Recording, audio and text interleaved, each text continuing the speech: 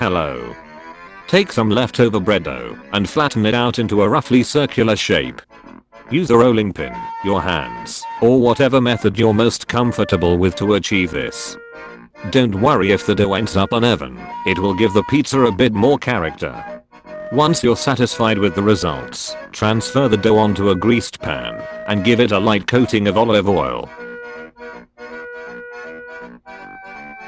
If you're concerned about the dough potentially bubbling up too much during the baking process, take either a toothpick or a fork and perforate it as you please.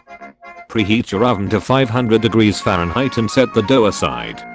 In a small microwave-safe container, combine a few tablespoons of tomato paste, a dash of olive oil, garlic powder, onion powder, and, at the very least, a pinch of oregano, basil, and salt. Any other herbs and spices you wish to add are up to you. As I often repeat, cooking is not an exact science, and pizza is one of the most chaotic dishes in existence.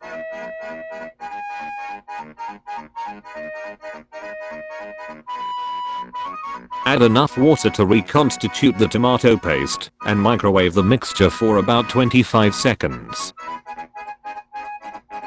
Stir the results until everything has properly combined, then set the ghetto marinara sauce aside.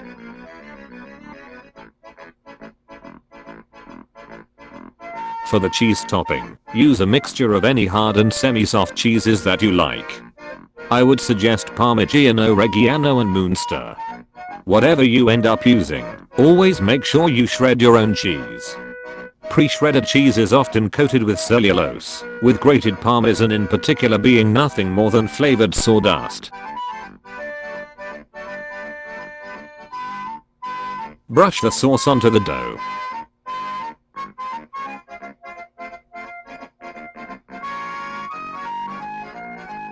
Next, add a layer of hard cheese, followed by a layer of semi-soft cheese.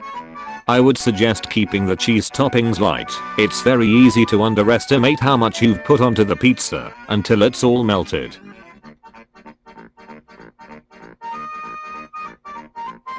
Anything else you want to add onto your pizza is entirely up to you.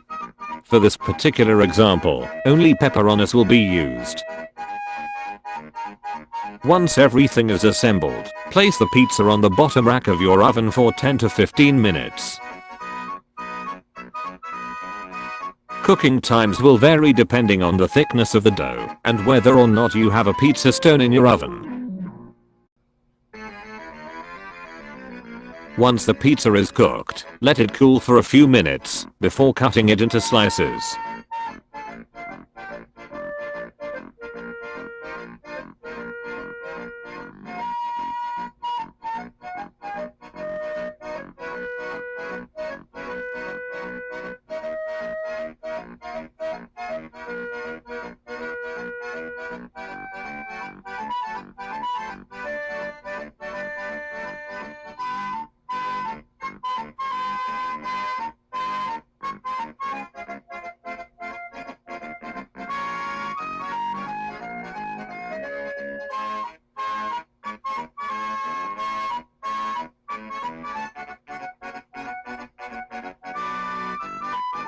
Serve and enjoy.